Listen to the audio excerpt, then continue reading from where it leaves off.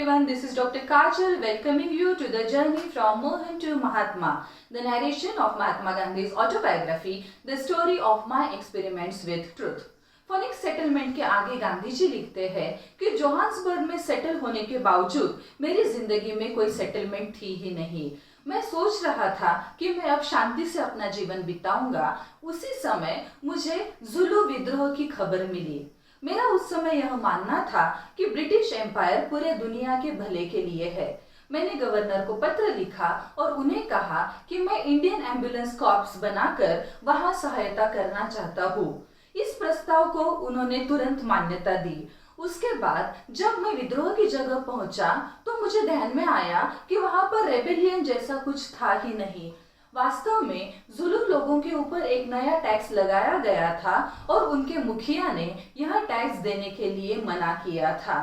हमने जख्मी जुलू लोगों की सेवा की। वैसे भी मैं दिल से जुलू लोगों के करीब ही था। वहां के जो गोरे लोग थे वे उन्हें नर्सिंग देने के लिए तैयार नहीं थे। ऐसे में वहां के मेडिकल ऑफिसर को लगा मानो भगवान ने ही हमें भेजा है। हमने बहुत अच्छे से जख्मियों की देखभाल की। कई बार तो 40-40 माइल्स तक जुलू जख्मियों को हम स्ट्रेचर पर लेके जाते थे। इस घटना से मेरे जुलू लोगों के साथ में संबंध और भी अच्छे हो गए और उन्हें मेरे ऊपर विश्वास हो गया। इस घटना ने मुझे कई नए अनुभव दिए। इसके बाद में कस्तूरबाईज करेज इस चैप्टर में गांधी जी लिखते हैं किस तरीके से अपनी बीमारी से लड़ते हुए मृत्यु को फेस करते हुए भी कस्तूरबा ने आखिर तक बीफ टी नहीं लिया। आगे डोमेस्टिक सत्याग्रह इस चैप्टर में गांधी जी लिखते हैं कि 1908 में पहली बार मुझे जेल की जिंदगी का अनुभव हुआ। वहां पर कैदियों के ऊपर कुछ नियम लगाए गए थे, ऐसे नियम जिनका पालन एक ब्रह्मचारी स्वेच्छा से करता है और इसीलिए जेल से रिहा होने के बाद उनमें के 2 नियम मैंने खुद पर लगाए। पहला यह कि हो सके तब तक मैं चाय नहीं पीऊंगा और दूसरा सूर्यास्त के पहले ही मैं भोजन कर लूंगा। इसके आगे एक घटना ऐसी घटी जिसकी वजह से मैंने नमक खाना भी छोड़ दिया। लगभग 10 साल तक मैंने नमक नहीं खाया। वेजिटेरियनिज्म की किताबें पढ़ते हुए मुझे यह मालूम पड़ा था कि अगर इंसान बिना नमक का भोजन करता है तो वह उसकी सेहत के लिए अच्छा होता है और साथ ही जो शारीरिक दृष्टि से कमजोर होते हैं उन लोगों ने दाल नहीं लेना चाहिए। वास्तव में दाल मुझे बहुत पसंद थी। हुआ ऐसे कि ऑपरेशन के बाद में भी कस्तूरबा की तबीयत कुछ ठीक नहीं रह रही थी।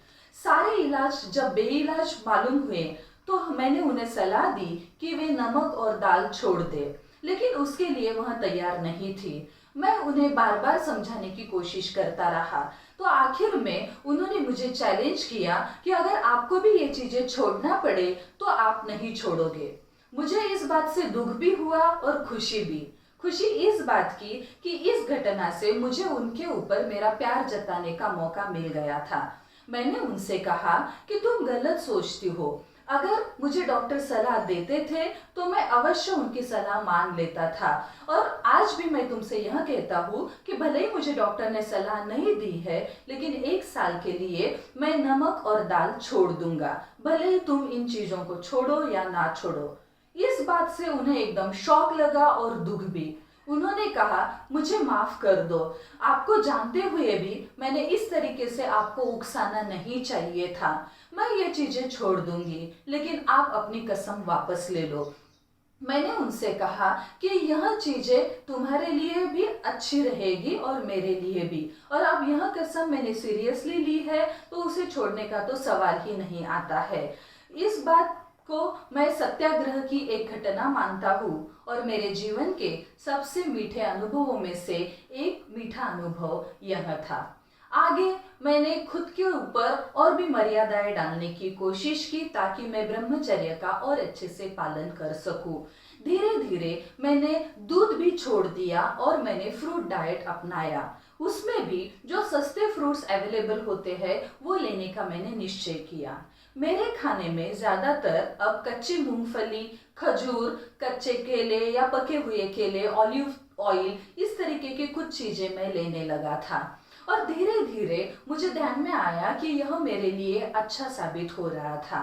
ब्रह्मचर्य और खान पान, उपवास, इसके बीच में भले ही मैंने इस तरीके से संबंध प्रस्थापित किया, लेकिन मैं यह जरूर कहना चाहूंगा कि यदि कोई इंसान के मन में मैल है तो उपवास से भी यह मैल साफ नहीं हो सकता है। मैं एक वैष्णव परिवार का सदस्य था, तो अपने परिवार के सदस्यों की तरह ही मैंने धीरे धीरे एकादशी का, प्रदोष का और सावन के उपवास रखना शुरू कर दिया। टॉलस्टॉय फार्म पर मेरे साथ में हिंदू और मुसलमान साथी भी थे। मेरी तरह वे भी उपवास रखने लगे, हिंदू सावन के और मुसलमान रमजान के। हमने टॉलस्टॉय फार्म पर बच्चों को एजुकेशन देने का भी प्रयत्न किया। हमने वहां पर नियम बनाया था कि जो चीजें या जो काम टीचर्स खुद नहीं करते हैं, वे उन्हें बच्चों को करने के लिए बोलने का भी अधिकार नहीं था। हमने अलग अलग भारतीय भाषाएं भी उन्हें सिखाने का प्रयास वहां पर किया। बच्चों को फिजिकल और मेंटल ट्रेनिंग देना आसान था, लेकिन स्पिरिचुअलिटी की ट्रेनिंग देना वास्तव में मुश्किल था। मुझे ध्यान में आया कि स्पिरिट को समझना, इसका मतलब है कि खुद का व्यक्तिमत्व बनाना और भगवान का ज्ञान और खुद की आत्मा को खुद पहचानने की कोशिश करना, उसके लिए स्वयं अभ्यास करना। इसके आगे मुझे एक अनुभव आप लोगों को बताना चाहता हूँ कि इन सारे बच्चों में एक बच्चा था जो कि बहुत ही झगड़ालू, झूठ बोलने वाला ऐसा बच्चा था और वह अवज्ञा करता था टीचर्स की भी। एक बार मुझे उसका बहुत गुस्सा आया। ऐसे तो मैं बच्चों को पनिशमेंट नहीं देता था, लेकिन उस समय मैं अपने गुस्से पर काबू नहीं कर पाया और बाजू में पड़ी एक छड़ी उठाकर मैंने उसके हाथ पर मारा। लेकिन उसे मारते समय जो पीड़ा मुझे हुई, उससे उस बच्चे को भी बहुत बुरा लगा और उसके बाद उसने कभी भी मेरी अवज्ञा नहीं की। इस घटना से मैं सोचने लगा कि किस तरीके से मैंने बच्चों के साथ में डील करना चाहिए और उनको पनिश न करते हुए किस तरीके से उनमें सुधार न लाने की मैंने कोशिश करनी चाहिए। लेकिन एक बात सच है कि उसके बाद कभी भी मैंने किसी भी बच्चे को पनिशमेंट नहीं दी। आज के लिए इतना ही। Don't forget to like, share and subscribe this video. Thank you.